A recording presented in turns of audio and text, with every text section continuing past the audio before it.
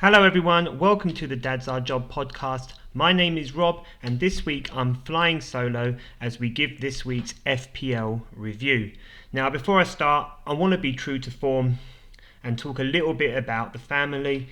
The 6 weeks holiday are over and I feel like normality is returning. However, normality looks different for us this year because my son, my eldest, Danny, he's going to secondary school, and my daughter Alea, she is about to start her second year of nursery. It's a big time in our house. Danny is nervous about going to secondary school, but he's really excited. So good luck, Danny. I hope you smash it. And to anyone else who have kids starting school, whether that be primary school, nursery or secondary school for the first time, I hope they smash it, and I hope that it is a place where they feel comfortable, safe and can enjoy learning.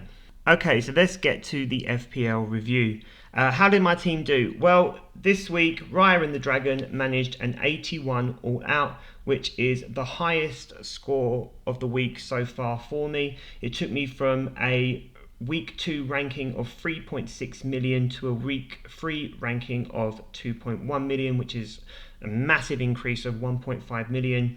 Really pleased with that, and I feel like I'm laying the groundwork to do well going into the rest of September and October. My overall target is the top 100,000. I've done it a few times and I feel confident that that's something I can achieve again this year. Obviously, silver linings would be in the top 50k so far for me because that is something that I have not been able to achieve. In the league that matters, the Dad's Our Job podcast FPL, I've risen to joint 6th with a total of 213 points, and I'm currently 28 points off first place. I'm still behind Callum, who is in the top 3, I think, and I'm chasing him down because it's his first year and I feel like I can't be having that, so I need to make sure that I chase him down. However, I am very much in front of Adam and the Dad's Our Job podcast set and forget team, so I'm confident that I can keep doing them over, but Callum is the next one in my sights. The league is massive actually. We've got lots of people on there and it's been really great to see people take it up. If you would like to join our league, you can do so using the following code PXWTLY. It would be great to have you on there and just grow the community. So if you fancy it, give us a join. Okay, so let's get into the team itself. Where did my points come from? This week I used my common sense and I captained Haaland, who bagged another hat-trick. 34 points overall, fantastic return, continuing to do incredibly well this season. Isak finally added to the assist that he had in game week 1 and bagged a 9-pointer. João Pedro with 8 points against Arsenal. And then we also had Salah, who scored 17 points against United. The rest of the points weren't great. I managed 2 from Rodgers, 2 from Gordon and Bruno. Porro, Hall and Munoz 1, and Henderson, who must have had a blinder, achieved 4 points. So overall, the points weren't bad, but I've got some issues that I'm going to have to tidy up. What I will say is, although it pains me, João Pedro has proved an incredible asset this year, even if it means that he returned against my beloved Arsenal, but at 5 million when I signed him and now worth 5.7 million, he's already registered 18 points. So in terms of the initial strategy that I set out, he has been a fantastic asset to own.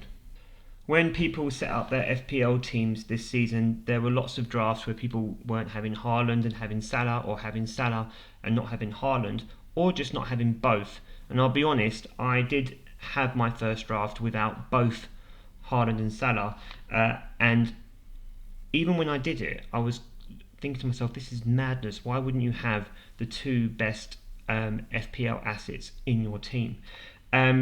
So I redrafted it and I had both of them in my team. It did mean I was light in my defence, but in terms of what they've provided, I've clearly made the best decision, because now people are trying to find ways to shoehorn them into their teams where they don't have the money and they don't have the space. So the reason why I did put them in, they are points machines, but if they hit poor form, they can easily be moved to any other player in their bracket and free cash up in the process. So for me, it was a no-brainer. And at the moment, with both 41 points each, not including the captaincies that I've given them, they have returned more than I could possibly have asked. And I also think they've given me the platform to push forward now, especially as, with Salah's fixtures coming up, they are very favourable, and it just puts me in a good position going forward. The rest of the players I've picked were on the ease of their fixtures, or the way that their fixtures looked, and also from previous form in last season. So whenever I pick a team, I try to look at the next 3 or 4 fixtures and see what they look like on paper. It's not the sole reason that I pick a player, but it definitely helps. I also like to do the eye test thing when I'm watching Match of the Day or what's on the TV, and just thinking about who is going to provide the most potential for points. So, for example, Palace and Newcastle finished the season reasonably well, so I looked at their assets. In Crystal Palace's case, that hasn't quite worked out yet, and in Newcastle's case, it's been pretty hit or miss. At least I've had returns from Isak. Gordon I need to look at. And then also with Bruno consistently has good statistics or good XG, which makes you think that actually, although they aren't providing right now, they are good players to have in your team for the time being, or at least up until game week 6, and I'll talk a little bit about that in a minute. Okay, so what's next for my team? Although it would be a popular move, I will not be wildcarding straight after the international break. I know that there will be lots of people who have saved up transfers. That's not me. I don't intend to wildcard straight away. I'm going to try and see out to at least game week 6. So this is where I am. With Pedro, he has Ipswich, Forest and Chelsea. Haaland has Brentford, Arsenal and Newcastle. Isak and Gordon have Wolves, Fulham and City. Salah has Forest, Bournemouth and Wolves. Rodgers, Everton, Wolves and Ipswich. Bruno, Southampton, Palace and Spurs. And then Porro has Arsenal, Brentford and United, finishing with Munoz and Henderson with Leicester, United and Everton. So I don't feel the immediate need to wildcard. I think I've got a team that's more than capable of covering those fixtures and scoring well. I think I rode out the initial rough start, and I feel like the next stages will be relatively easier to navigate. So the earliest right now I'll be wildcarding is game week 6, and even then, if I can hold off, I will. However, there are lots of player crossovers there, so I might have to do it regardless. Depends on how the transfers work out up to that point, and also after Man City, Arsenal's fixtures look a lot better, so I would really like to get Saka into the team, particularly because Arsenal scored 5 goals this season and Saka has been involved in all 5. So the FOMO is real, so I really need to find a way to move money around. It might involve dropping Isak to another striker and then upgrading Bruno, but that does depend on what the money is.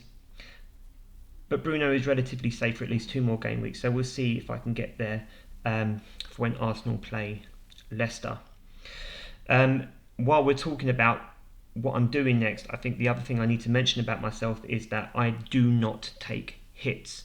I take my transfer, or I save my transfer, and then I move on. I'm not a big fan of taking a hit for a potential reward. I think it's too much of a gamble, and when you start trying to navigate the top 100,000, 4 points can be a massive drop-off for you. So where I can, I do not take any hits. I haven't taken any intentional hits in the last 2 seasons, and it's fared me very well. What I will say though is that last season I accidentally took a hit of 70 plus points because I didn't press the wildcard option, and I ended up in 260,000 last year when the season finished, and it totally should have been much higher than that. So fingers crossed I do not make that rookie mistake again this season. But I'm capable of it. I'm capable of a howler. So fingers crossed I do not do that again. Cards on the table. My planned transfer this week is a boring one. Hall is not playing at Newcastle in the way that I'd hoped. I'd only put Hall in because Kwanzaa wasn't playing, and now I feel like I've wasted 2 transfers already this season. So I'm a little bit annoyed at myself, but I'm just going to do what I should have done. I'm going to take Hall out and I'm going to put Konate in. Liverpool have started the season incredibly well under Slot, and defensively they look really strong as well. So I'm going to put Konate in and pretty much have him as a starter up until the end of October when they play Arsenal. So even if I wildcard, I'm not sure I will be losing Konate from my team because he's nailed on at 5 million, which frees me up to use my money elsewhere. What I will say is though, even though that this is my planned transfer, I will not be making this transfer until literally just before the deadline. The reason for that is just in case any information comes out that means I need to spend my money elsewhere. And I'd advise this to you as well if you're new to FPL. If you're new to FPL, make your transfer as late as possible unless you've got a risk of injury or assets falling in price. I would wait, make sure you have all the information so that you know your player is going to start, and that way you've got the most chance of scoring as many points as possible. So yeah, just hold off if you can, and hopefully that way you'll maximise the potential for returns. With that being said, enjoy the international break if you can.